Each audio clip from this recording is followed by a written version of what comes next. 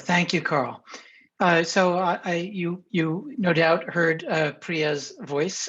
She was very helpful in making of this film, and I think that I've learned much from Matt Stanley's work over the years on Eddington, beginning with a terrific study that he did on Einstein and Eddington back in the time of the eclipse. So maybe I could start by just saying that I've used animation in the various films, including those of you who have seen The Edge of All We Know there, but in other films before that, because I think that animation can do something more than just be illustrative. It can capture something about the kind of inner voice or the inner experience, the imaginative world that subtends many of the things that interest us, including about black holes, which are endlessly evocative objects. So let me begin maybe by starting with Priya. And do you want to say maybe perhaps something about Chandrasekhar? You knew him, and you've thought deeply about some of these questions over the years. Yeah, so first of all, I wanted to say, Peter, how moving it was to actually hear his voice. I think that was absolutely brilliant to combine that with the animation. So, I was very fortunate to have met him and known him, and also have inadvertently followed in his footsteps. So I lived in Trinity, I was a fellow there, and I have spoken in those rooms that you mentioned here. And I have to say that I think you have captured in the animation how formidable it is to be in those rooms. And in particular at that time, by the choice of animation colors, and in particular at that time when Chandra was actually a colonial subject. He was an anglicized colonial subject, but this was the backdrop. And I think that you have used animation really beautifully here to capture the atmosphere with the play with black and white and his voice.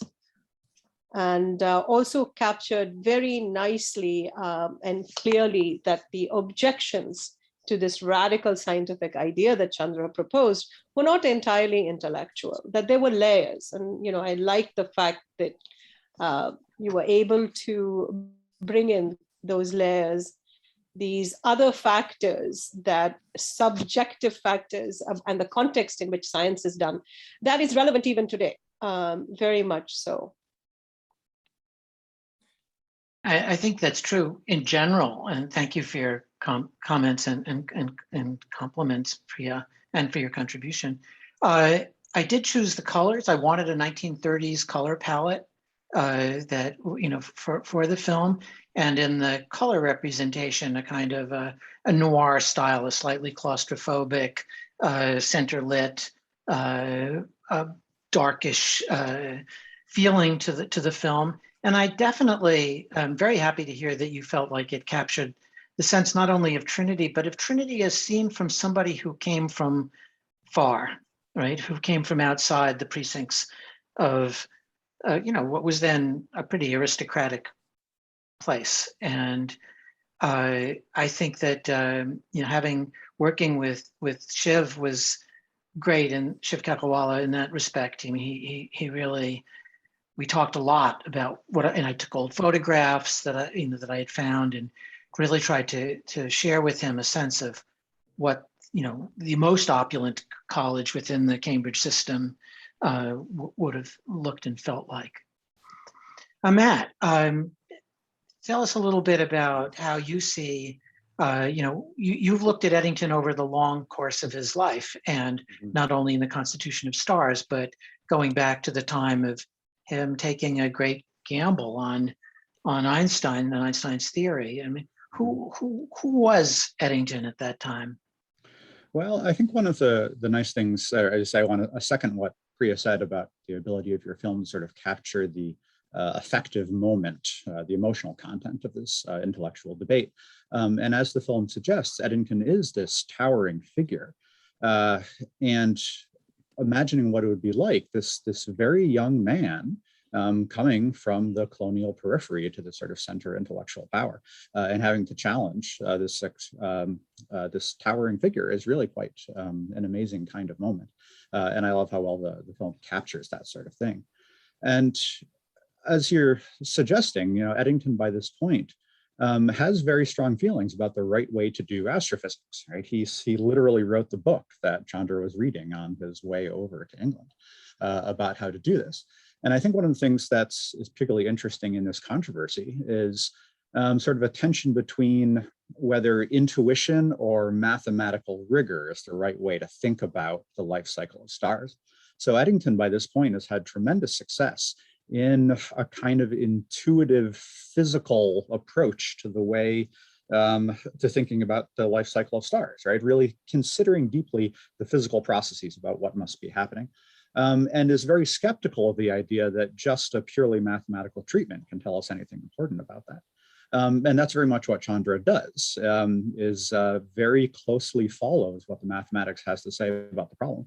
And Eddington is deeply skeptical about this. He says, we have better ways of thinking about astrophysics. And it turns out that at this point, he is quite wrong by that the mathematics has a lot to say, particularly about the life cycle of stars in these exotic kind of environments. So it's interesting to see how his earlier successes in stellar astrophysics sort of come back to bite him here. Thank you. Both of your comments are really helpful. I try in here and in all the work I've done historically to try to understand as much as possible the position of each of the people in the unfolding history. And it's easy it would be very easy and I think unjust to parody Eddington. I mean, he was trying, to gauge how hard it was to accept that quantum mechanics be joined to relativity, you can just imagine how things look 80 years later, 90 years later, and we're still having those discussions. There's still not an entirely at ease relationship between classical relativists and people who come via quantum field theory, the attitudes towards string theory. In some sense, almost 100 years later, and that still echoes. So imagine how much more that would have been. 1930 is 3.5 years after the foundation of quantum mechanics, right? Mm-hmm. That's like, 2018. And and here's this 19, 20-year-old coming over and saying, we really need to revise the picture that we get from the equilibrium conditions of general relativity and the thermal processes using quantum theory. It's really, Eddington had all the reasons, as you suggest, Matt, to think that he had cracked the code of how to do astrophysics and, was interested in and supportive up to a point of Chandrasekhar, but then there was a ne plus ultra. Yeah, and I think Peter and Matthew both captured it absolutely spot on. That this was the time that a theory that challenged the idea of intuitive insights really came to be. And I think all our intuitions fail with in the quantum world. And as you said rightly, that holds to this day. So I agree with you that, one cannot simply vilify Eddington because he stood for a particular point of view. He was coming from a vantage point in astrophysics, classical astrophysics, an approach that had been tremendously successful and that he had sort of propelled. And I think this was confronting something new. And to me, this dispute has layers of all kinds of things. Also sort of the intergenerational, the shift in intellectual tools and ways to view the world. And this idea of cross-disciplinary exchange, to bring it back to BHI and what we are trying to do here. The fact that, the sort of the first marriage, which Eddington did not approve of two completely different subfields. One, of course, was brand new, but, the receptivity to that kind of work, as we all know, even today, isn't quite resolved, although there is a lot more recognition that new discoveries are going to come out of these collisions between different ways of looking at physical problems. Let me, Peter, let me come to one point which I think connects really to the audience here, which you brought up very nicely in the movie by this comment from Chandrasekhar, which is that he felt that his science or scientific life was changed by this event, so to speak.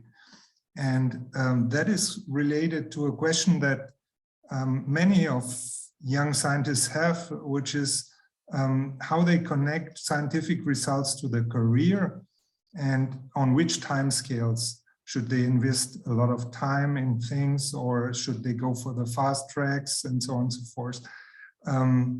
My math teacher at university said for mathematics, there is no time for mathematical results. It's all the same, whether you have 10 years or 20 years to get to it. But that's clearly a very idealistic description. So could you say a little bit more before we go to the questions, how that was really perceived in what you've seen from Chandrasekhar, that science results should be immediately attached to career, or is that more complicated? No, I think it's a really good question. In a sense, both Eddington and Chandrasekhar were committed to a long-term program. Eddington, by showing that light was bent by the sun in accord with general theory of relativity, that was the moment in November of 1919 that Einstein became, more than famous, became an epochal figure in the history of thought. And Chandrasekhar very early on took quantum mechanics to be his lodestar and to be following that. And he worked on this problem. In some ways, he had much of the result on the ship on the way to England that he worked on for all those years afterwards, for at least 5 years, and then continuing into later work as well. So in a sense, both had that feeling that you could pursue something hard. I think that in a way, there's something relevant here too to our project. I mean, all of us interested in the next generation Event Horizon Telescope are gambling on a project that's not going to bear fruit tomorrow or next month or in a year. And it is something, no matter whether we're designing receivers or thinking about photon rings or visualizations and algorithms, all of us are gambling that this is going to yield something in the medium, in a significant amount of time. And that's, I think, a very moving commitment. But it's not the Isaiah Berlin distinguished between the hedgehog and the fox who darted from one thing to another, and the hedgehog who knew one big thing.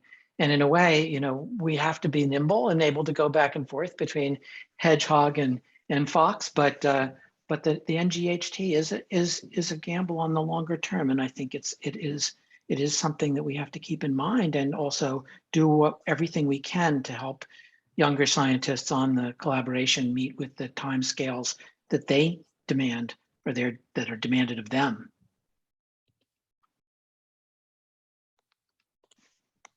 You're muted, Karl. Thank you very much, Peter, for this insight, and also for Matt and Priya.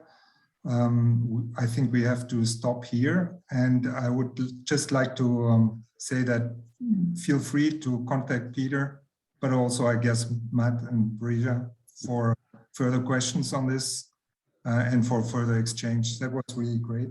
Thanks a lot, and I hand over the